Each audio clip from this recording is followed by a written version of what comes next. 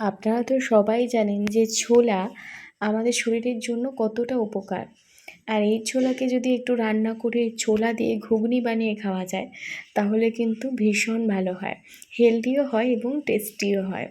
ছোলা আমি সিদ্ধ করে নিয়েছি, ঘুগনি যেরকমভাবে আলু দেয় না ওরকম ছোটো ছোটো করে আলু কুটে সেটাকেও আমি সিদ্ধ করে নিয়েছি। আপনারা চাইলে ভেজে নিতে পারেন। এটা আমি হেলদি বানানোর চেষ্টা করছি, তাই তেল কম ইউজ করে আমি রান্নাটা করছি। টক দইয়ের মধ্যে আমি নিয়ে নেব নুন, হলুদ, লঙ্কা, ধনে এবং জিরে গুঁড়ো। এই সমস্ত কিছু আমি পরিমাণ মতন দিয়েছি, মানে 1 চামচ করে দিয়েছি। আপনারা যতটা তরকারি বানাবেন ততটাই দেবেন।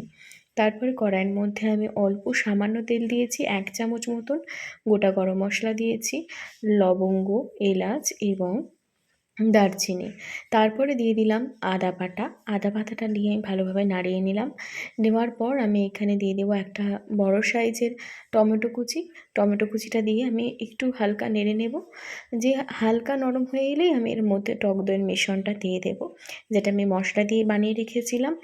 দিয়ে এবার এটা ভালো করে আমি নেড়ে চেড়ে এইটা ততক্ষণ পর্যন্ত কষাবো যতক্ষণ না এর মধ্যে তেল ছেড়ে আসে। রান্নাটা কিন্তু খুবই সহজ।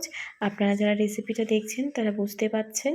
মশলা কষানো হয়ে গেলে আমার তো কাজ কমপ্লিটই। তারপরে ছোলা সিদ্ধ এবং আলু সিদ্ধ এটাও আমি দিয়ে দেব। আপনাদেরকে আমি আবারও বলছি, যারা আপনারা রান্নাতে বেশি তেল খান, যারা আমার চ্যানেলে ভিডিও দেখেন তারা কিন্তু জানেন আমি অল্প তেল দিয়ে রান্না করতে বেশি পছন্দ করি।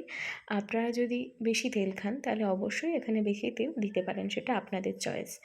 আমি এখানে মশলাটার মধ্যে খুব ভালোভাবে কষিয়ে নিচ্ছি এই ছোলা এবং আলুটাকে। কষিয়ে নেওয়ার পর আমি এটার মধ্যে একটু জল দিয়ে দেব। আপনারা চাইলে এখানে উষ্ণ গরম জল দিতে পারেন বা নর্মাল জলও দিতে পারেন। দেওয়ার পর এটা আমি ফুটিয়ে নেব ততক্ষণ পর্যন্ত যতক্ষণ মনে হবে একটু গায়ে গায়ে লেগে এসছে, ততক্ষণ পর্যন্ত আমি এটা ফুটিয়ে নেব। জলটাও আপনারা আপনাদের পরিমাণ মতন দেবেন। যারা যে কোনো তরকারিটা একটু ঝোল খেতে পছন্দ করেন তারা একটু জল বেশি পরিমাণেই দেবেন। দেখতেই পাচ্ছেন অল্প একটু ফুটে এলেই এটা একটু মাখো মাখো হয়ে এসছে, কারণ আমি জলটা পরিমাণ মতন দিয়েছি সেই কারণে। ব্যাস, রান্না কমপ্লিট। এবার আমি ওভেনটা অফ করলাম, করে এটাকে একটা জায়গার মধ্যে ঢেলে নিয়েছি। নিয়ে এর মধ্যে ঘি দিয়ে পরিবেশন করব রান্নাটা। ঘি দিয়ে আমি প্রথমে এটা ঢেকে রাখবো অবশ্যই। ঘি দেওয়া হয়ে গেছে, দেখতেই পাচ্ছেন রান্নাটা কতটা দেখতে সুন্দর হয়েছে। আর এটা আপনারা যারা এখনও পর্যন্ত খাননি তারা অবশ্যই ট্রাই করবেন এবং আমাকে কমেন্ট করে জানাবেন আপনাদের কেমন লাগলো। আর যারা এই রেসিপিটা দেখছেন তাদেরকে অনেক অনেক অনেক ধন্যবাদ। ভালো থাকবেন।